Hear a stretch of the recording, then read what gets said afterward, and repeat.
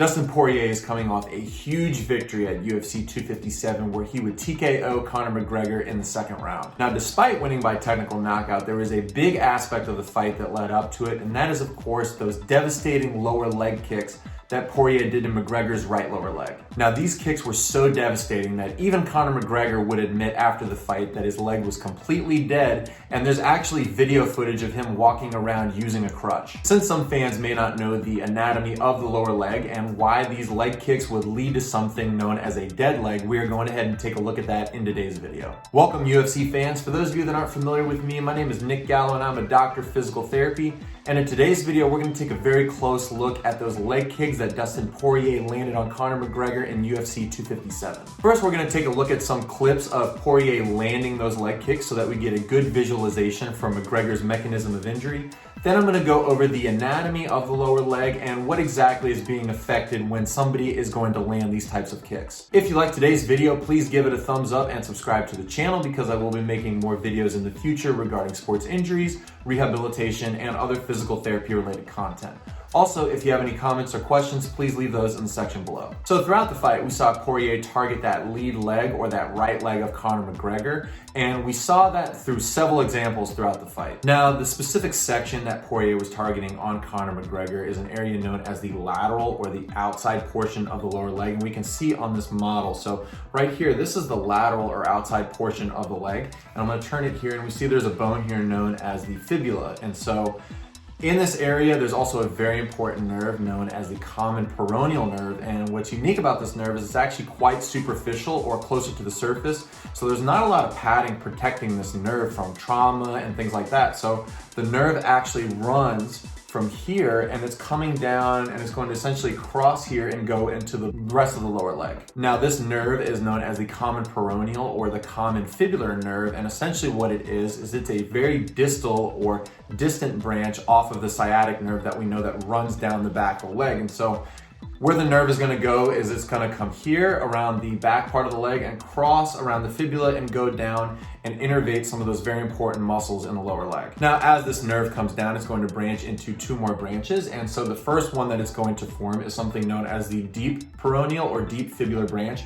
That's going to come down the front of the leg here. And then it's going to form another branch where it's going to be called the superficial peroneal nerve, or essentially a nerve that is not so deep. And so that's going to go down the lateral portion of the leg and innervate the muscles that are along that part. Of course, repetitive trauma to a nerve over time is going to impair the function of that nerve.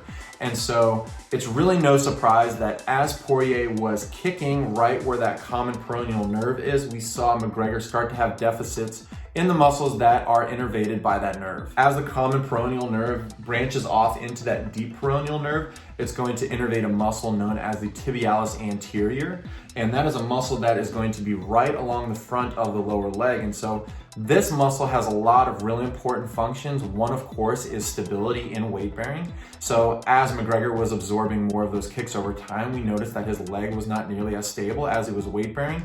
And it also has a very important function known as dorsiflexion, or essentially bending the foot upwards at the ankle. And so here I have a model of the foot to demonstrate dorsiflexion. So dorsiflexion, like I said, is that bending upward of the foot, and it's very important for walking, running, things like that. So damage to this nerve over time is going to impair that function and can lead to something known as foot drop, where a person is really unable to do this at all or very minimally. And that's something we saw, especially at the end of the fight, where McGregor is using a crutch, and we see on his left leg, he's using that very nice heel to toe gait pattern where he's landing at the heel and walking forward like that. On that right leg, however, he's landing more on the ball of his foot because he's not really able to do that dorsiflexion motion. Now, as the common peroneal nerve also branches to that superficial peroneal nerve, that's going to innervate the peroneal muscles along the side of the leg. And so these muscles predominantly also will function to stabilize the lower leg in a single leg stance or weight bearing. And it's also going to do a motion at the foot known as eversion. Now, eversion at the foot is the foot's ability to go to the outside like this. And this, of course, plays another major role in that single leg stabilization and weight bearing. So all of this together, damage to the common peroneal nerve is going to damage all those branches coming off of it. So it's really no surprise that as he's absorbing these kicks and he's not really checking them, that over time we really started to see that instability in that lower leg. Now, McGregor also revealed that it felt like he actually had an American-sized football in that leg portion of his suit pants. And so all of this is very expected after absorbing so many kicks. We're gonna expect swelling,